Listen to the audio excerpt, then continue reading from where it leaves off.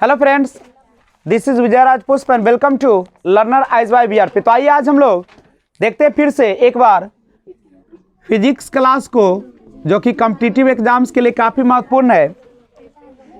और आज का जो क्लास है वह हमारा प्लवन। प्लवन का मतलब होता है फ्लोटेशन, यानी तैरना जिसको बोलते हैं। नहीं, कोई भी चीज़ जब जल में क्या करती है, द्रव में तैरती है, वो आपका प्लवन है।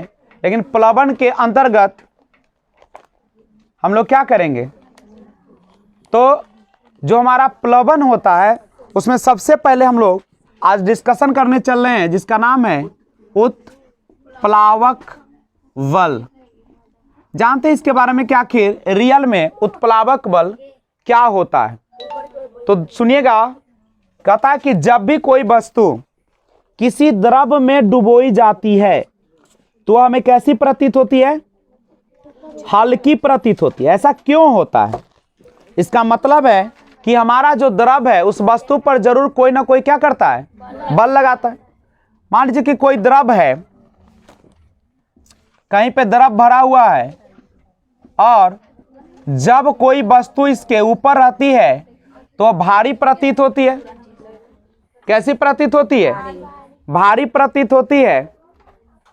लेकिन जैसे इसको हम जल के अंदर डुबो देते हैं तो वह कैसा प्रतीत होने लगता है? हल्का। नहीं, आप इसका जो ये डोर है उसको देखिएगा तो ऐसे ऐसे हो जाता है। लेकिन जैसे ही बाहर निकलता है बिल्कुल सीधा टन जाता है ना, तनाव हो जाता है।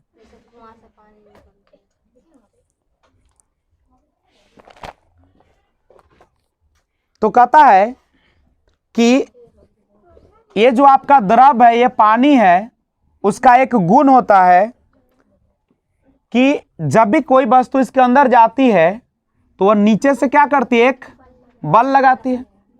कोई ना कोई तो बल लगाती होगी। और जब इस पर वस्तु है तो वस्तु में भी क्या होगा? एक mg बल लगता होगा, क्योंकि इसका द्रव्यमान है और गुरुत्व तो लगेगा, गुरुत्व जनित त्वरण, गुरुत्व बल। आप बताइए, जब हमारा पिंड का वजन है mg, यही ना बल लगा है, ये भी तो बल है। और नीचे पानी भी तो एक बल लगा रही है। तो ये टोटल जो बल था उसको नीचे से एक बल लगा रहा है तो हट जाएगा बल। और जितना वो भारी प्रतीत हो रहा था, यह बल तो उसको आसान कर देगा, और जिसके कारण वह वस्तु कैसी प्रतीत होने लगी? हल्की। यानी द्रव का वह गुण जिसके कारण वह वस्तुओं पर ऊपर की ओर एक बल लगाता है, उसे उत्क्षेप या उत्प्लावक बल कहते हैं। सिंपल याद रखिएगा कि जब किसी वस्तु को द्रव में डुबोई जाती है आंशिक या पूर्णतः रूप से, तो ऊपर की ओर द्रव के द्वारा जो बल लगाया जाता है उसी को हम लोग कौन सा बल कहते हैं? उत्प्लावक बल कहते हैं। और यह जो बल होता है उत्प्लावक बल, जो द्रव नीचे से ऊपर की ओर लगाती है, वह वस्तुओं द्वारा हटाए गए द्रव के गुरुत्व केंद्र पर कार्य करता है। कहां पे काम करता है? गुरुत्व केंद्र नहीं, और जिसे हम उत्प्लावन केंद्र कहते हैं। और इसका अध्ययन सर्वप्रथम जो करने वाले थे वो किए थे आर्किमिडीज। इसलिए सिद्धांत को हम आर्किमिडीज का सिद्धांत के नाम से भी जानते हैं। कोई दिक्कत है क्या? अच्छा, उत्प्लावक बल जो होगा, उत्प्लावक बल मतलब जो नीचे से बल लग रहा है, यही ना उत्प्लावक बल है। तो कहता है कि उत्प्लावक बल जो होगा द्रव में डूबी पिंड के आयतन और द्रव के घनत्व पर निर्भर करेगा। पिंड जब द्रव में पूर्णतः डूब जाता है तो उत्प्लावक बल का मान अधिकतम हो जाता है। जब कोई पिंड किसी भी पिंड को द्रव के अंदर ले जाता है, पूरा डूब जाता है, तो किसका मान ज्यादा हो जाता है? उत्प्लावक बल का।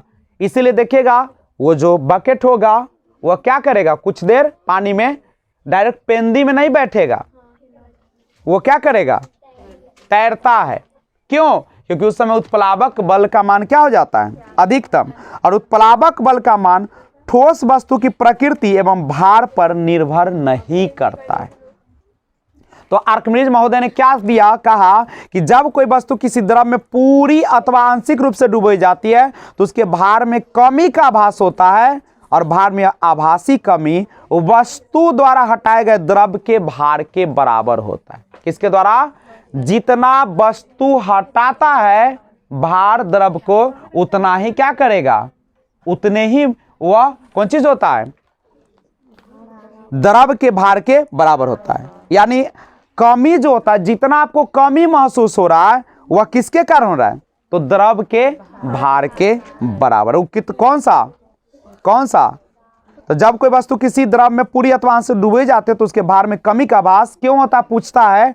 तो भार में आभासी कमी वस्तु द्वारा हटाए गए द्रव के भार के, जितना वस्तु हटा रहा है ना उतना ही द्रव भी तो भाव लगा रहा है बल, तो उसी के बराबर होता है। कोई दिक्कत है तो बोलो। तो पूछेगा आर्किमिडीज का सिद्धांत क्या है या किसे कहते हैं, आप बता दीजिएगा। क्या कि जब भी किसी वस्तु को द्रव में आंशिक रूप से आप पूर्णतः डुबोई जाती है तो क्या होता है? तो उसके भार में कमी का आभास होता है, और भार में आभासी कमी वस्तु द्वारा हटाए गए द्रव के भार के बराबर होता है। जितना वस्तु हटाएगा वही द्रव के भार के बराबर होता है। यही आर्किमिडीज का सिद्धांत है। तो कोई पूछेगा कि वस्तु को जब किसी द्रव में डुबोई जाती तो हल्की क्यों प्रतीत होती है? उत्प्लावक बल के कारण, या आर्किमिडीज के सिद्धांत के अनुसार, या चूंकि जब किसी वस्तु को द्रव में डुबाते हैं तो उस पर बल लगता है mg, और द्रव भी अपने ऊपर एक बल लगाती है F बल, और दोनों को घटा देते हैं तो कुछ तो बल हट जाएगा। जब हटेगा तो कैसा प्रतीत होगा? जैसे आपको पेड़ पर चढ़ते हैं, उतरने के समय कोई टंगड़ी ऐसे दुनौरी पड़ेगा, ऐसे चढ़ेल ले, तो आपको हल्का प्रतीत नहीं होगा। क्यों? आपको क्यों? क्योंकि आपको कोई बल लगा रहा है ना नीचे से, समझ रहे हो? तो कोई दिक्कत है तो बोलो। अब प्लवन का नियम समझते हैं। अब प्लवन का नियम क्या कहता है? प्लवन का नियम, प्लवन मतलब तैरने का नियम। प्लवन का नियम कहता है कि संतुलित अवस्था में तैरने पर वस्तु अपने भार के बराबर द्रव क्या करती है? विस्थापित करती है। यानी संतुलित अवस्था में तैरने पर, कोई संतुलित अवस्था में और वस्तु तैर रही है तो अपने भार के बराबर जितना उसका भार होता है उतने द्रव को क्या करता है? हटाती है। दूसरा नियम, ठोस का गुरुत्व केंद्र तथा हटाए गए द्रव का गुरुत्व केंद्र दोनों एक ही ऊर्ध्वाधर रेखा में होना चाहिए। नहीं, जैसे आपका ठोस जिस दिशा में बल लगा रहा है उसी दिशा में नीचे से भी क्या लगना चाहिए? आपका गुरुत्व केंद्र होना चाहिए, नहीं तो वस्तु नीचे जाकर डूब जाएगी। करेक्ट है। अब घनत्व की बात करें। घनत्व किसे कहते हैं? तो किसी भी वस्तु का जो द्रव्यमान है और जो उसका आयतन होता है दोनों के अनुपात को हम लोग क्या कहते हैं? घनत्व। इंग्लिश में क्या कहते हैं? डेंसिटी। और आप जानते हैं कि द्रव्यमान का ऐसा मात्रा क्या होता है? केजी, और आयतन का होता है मीटर क्यूब, और चूंकि यहाँ पे लाई गया तो केजी प्रति मीटर क्यूब, या माइनस में लाना है तो चूंकि नीचे को ऊपर ले जाएंगे तो क्या हो जाएगा? माइनस हो जाएगा। कोई दिक्कत है तो बोलो। अब एक और चैप्टर शुरू होता है इसी में, जिसका नाम है आपेक्षिक घनत्व। क्या नाम है उसका? अब आपेक्षिक घनत्व किसे कहते हैं? तो आपेक्षिक घनत्व समझिएगा, कहता है कि आपेक्षिक घनत्व बराबर होता है जो वस्तु का घनत्व है।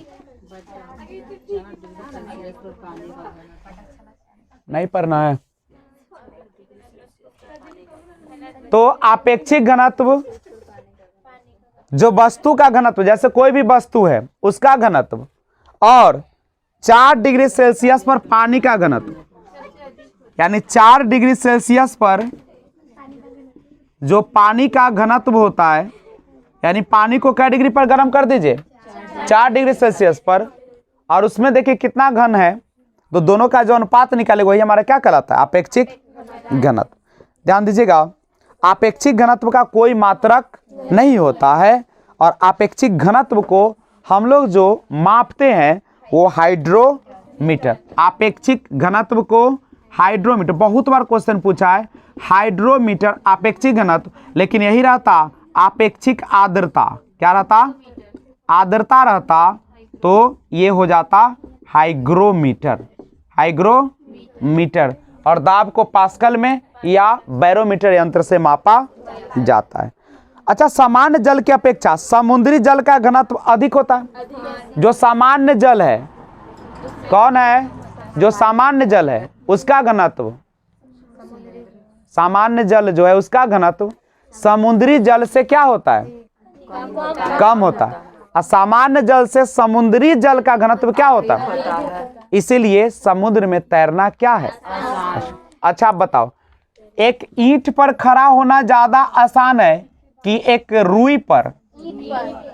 रुई तो नीचे धंस जाएगा, लेकिन ईंट तो नहीं धंसेगा। तो सुनो, सामान्य जल जो है इनमें तो घन घन नहीं है, यहाँ वहां है, लेकिन जो समुद्र का जल है उसमें क्या है? एकदम घन घन है। तो घन घन है तो ए पर खड़ा होना आसान हुआ कि ए पर? समुद्र में। इसीलिए अगर समुद्र में, खासकर तुर्की का जो वान झील है, सबसे ज्यादा नमकीन है, सबसे ज्यादा खारा है, 330%। नहीं तो अगर आपको तुर्की झील में हम बीग दे, तुर्की झील में अगर बीग दे, तुर्की के वान झील में, तो आप डूबेंगे नहीं। क्या करेंगे? ऊपर ऊपर तैरेंगे नहीं। क्यों? क्योंकि नमक की मात्रा ज्यादा है तो घनत्व ज्यादा है, जिसके कारण आपको नीचे जाने ही नहीं देगा। इसलिए आप क्या करिएगा? आराम से चल सकते हो कि सो जाओगे तो आराम से तैरोगे। चल कैसे लोगे? पानी में खड़ा होगे तो नीचे ना डूब जाओगे। तैरने की बात हो रही, यहाँ चलने की बात नहीं हो रही। आप कहोगे कि सर आग में खाना पक जाता है तो हम ऊपर बैठ कर देखे क्या? ये कोई बात है? नहीं। चलो, खाना तो पक्का स्वादिष्ट होता, तो पक्का क्या होगी? चलो, तुम अति स्वादिष्ट हो जाओगी। चलिए, तो याद रखिएगा, पूछेगा कि सामान्य जल की अपेक्षा समुद्री जल में तैरना आसान होता है कि कठिन होता है? तो आसान होता है। क्यों होता है? कि उसका घनत्व जो है से, जब बर्फ समुद्र के पानी में तैरती है, बाबू बहुत इंपॉर्टेंट पॉइंट है, सुन बउआ सा, आधे लोग तो में पढ़बे करते हो, आधा लोग तो हो कचरिए हो, कचरिया हो, कचरिया। खाली दूरा लगल है तो हम तनका बरियाती देख लेते हैं। चलो, जब पढ़ा रहे हैं तो नजर केवल और केवल कहाँ होना चाहिए था? स्क्रीन पे। अगर आदमी में जन्म लिए हो ना तो नजर रहा तो सीखे पर, आ कीड़ा में जन्म लिए हो ना तो वह कीड़ा के फैमिली बढ़ेगा ना, क्योंकि ध्यान तुम्हारा कीड़े पर रहेगा। एक कीड़ा से 2 कीड़ा, 2 से 3 कीड़ा, 3 से 4 कीड़ा, पूरा टोला, पूरा गांव, पूरा देश के कीड़ा। मैं कहे कि एक आदमी पूरे देश को सुधार सकता है, चाहे तो एक आदमी पूरा कीड़ा का खानदान बसा लेगा। हाँ, एगो सुधार देगा। एक न्यूटन एक्के गो था, भगत सिंह एक्के गो था, महात्मा गांधी एक्के गो पैदा लिए थे, समझ गए? तुम भी प्रीतिया एक्के गो पैदा ली है। तुम अगर सोच लोगे ना कि हम सुधार देंगे समाज को, तो बिल्कुल सुधर जाएगा। सब सोच है, तुम ही नहीं, एक आदमी नहीं सुधार सकता है। क्या मैं अकेले सुधारने का काम कर रहा हूं कि ना कर रहा हूं? तो जब मैं अकेले सुधार सकता, तुम क्या ना सुधार लो? हर चीज एक आदमी तो इंडा पूरा कुआं खन दे छे। चल, ये मत समझ अकेले आदमी देश के बर्बाद कर सकले, बना सकले। तो आइए सुनिए, आप सुनो बात जो चल रही थी। जब बर्फ समुद्र के पानी में तैरता है, मान लीजिए कि कोई बर्फ है और कहां पे तैर रहा है? ये पानी के ऊपर ऐसे ना तैरता रहता है, तो क्या पूरा डूबा रहता है वो? उसके आयतन का 1/10 भाग ये पानी के ऊपर कितना रहता है? मान लो कि अगर ये 50 kg का होगा तो कितना भाग ऊपर तैरेगा? देख लो, 10, यानी क्या कितना? 5 kg वजन उसको ऊपर रहेगा, 1/। और हमारे आंख का जो रेटिना होता है, हम लोग दान देते हैं अपने किस भाग को? कॉर्निया को, कॉर्निया। और हमारे रेटिना पर जो प्रतिबिंब बनता है किसी चीज का, 1/10 सेकेंड के लिए बनता है। कितना सेकेंड के लिए? जैसे अगर हमने आपको देख लिया तो हमारे नजर में तुम कितना देर बसल रहेगी? 1/10। अगर 24 घंटा देख लिए तो लगातार कोई हम 24 घंटा देख लिए तो एक बार देखते तो 1/10 सेकेंड रहता है, तो 24 घंटा में सोच लो 1/10 कितना आता है। और रोज रोज देखे तो जब किसी का पति मर जाता है तो पत्नी के सपना में आता है कि ना पति? कथी आता है? वो रोज रोज निहारा था वही आता है। क्योंकि किसी भी चीज को देखने पर 1/10 सेकेंड उसका पिक्चर आंख बंद कर लेने के बाद भी रहेगा। और तो दिन भर दिन रात देखते रहे तो वो घटता है। लेकिन अच्छा, अब कहोगे सर पुरुष का तो ऐसा ना होता है, चट मंगनी पट बिया हो जाता है, तो कल्ला एक तो 1/10 होए के चाहिए। अभी भगवान से पूछे को हाँ, तो कहे के मतलब होता है कि पुरुष जो होता है अपनी पत्नी को सही नजर से नहीं देखता है। शादी से पहले तो सही नजर, किताबों में फोटो, कॉपियों में।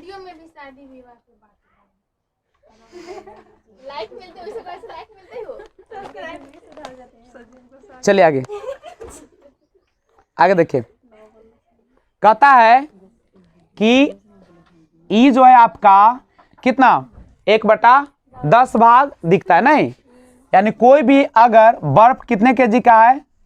100 केजी का। क्या केजी का है? तो यह कितना दिखेगा आपका?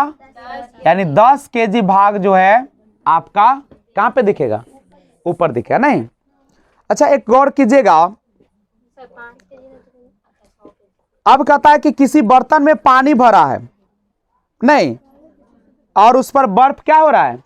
तैर रही है। जब बर्फ पूरी तरह पिघल जाएगी तो पात्र में पानी का तल बढ़ता नहीं। पहले के समय, देखो बहुत इंपॉर्टेंट क्वेश्चन है।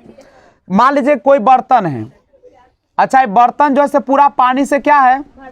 भरा हुआ है, और इसके ऊपर क्या है? एक बर्फ जो है तैर रहा है। मान लीजिए ये बर्फ है और क्या कर रहा है सब? और जैसे ये पिघलेगा तो पानी क्या नीचे गिरना शुरू कर देगा? कि लेवल नीचे आ जाएगा?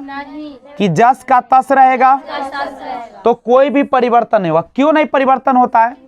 क्यों नहीं? चूंकि द्रव से यानी जल से जब पानी ठोस अवस्था में आती है तो इसका आयतन जो होता है, आयतन इसका क्या हो जाएगा? और जब आयतन बढ़ जाएगा, क्या बढ़ जाएगा? आयतन बढ़ जाएगा।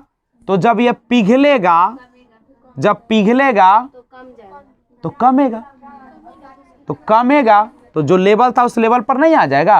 अभी तो बर्फ ऊपर होके जा रहा था, लेकिन जैसे ही वह पिघलेगा कमेगा तो लेवल पर आ जाएगा।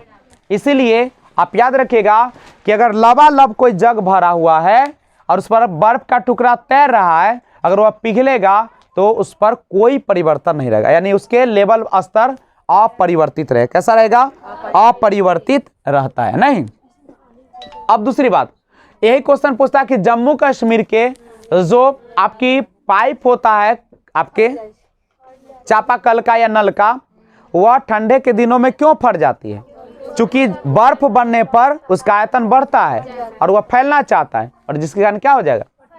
अच्छा, मान लो कि हम लोग भी पानी अगर पी ले पूरा भर पेट, चिवड़ा लेखा, जैसे चिवड़ा दही खाते हैं, अच्छा क्या चिवड़ा दही पूरा भर पेट खा ले तो उल्टी हो जाएगा? बिल्कुल उल्टी होगा, क्योंकि उसकी मात्रा तो फूलेगा तो बढ़ेगा, आयतन में बढ़ता है।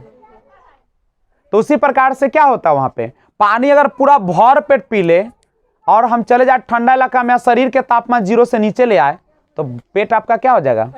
फट जाएगा। क्यों फट जाएगा? क्योंकि बर्फ जमेगा तो आयतन बढ़ेगा, आयतन बढ़ेगा तो वो, चलिए हाँ, ऐसे जमना शुरू करेगा तो उल्टी होना शुरू होगा।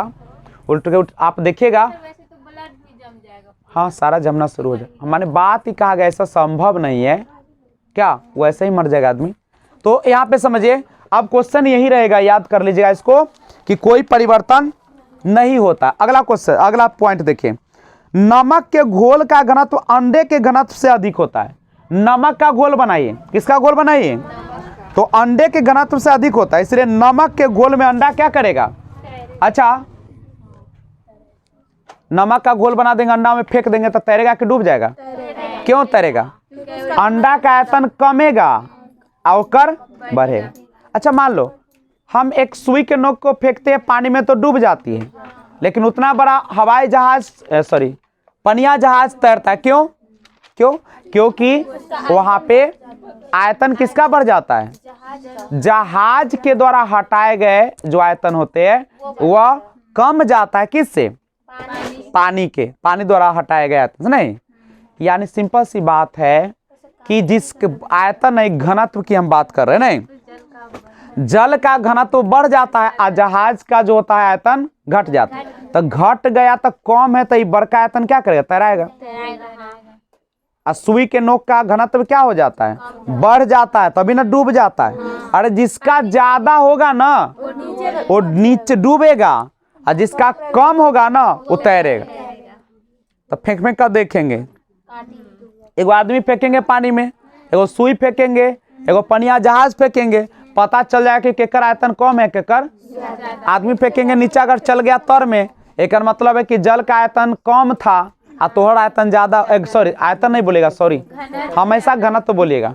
तो जल का घनत्व अगर ज्यादा होगा तो ऊपर तैरेगा और जल का घनत्व कम आ तो डूबेगा। तो बर्फ का घनत्व ज्यादा होगा कि जल का ज्यादा होगा, घनत्व माने घनघनिया, जल का ज्यादा होगा इसलिए ना तैरता है। कुछ समझ में आ रहा है।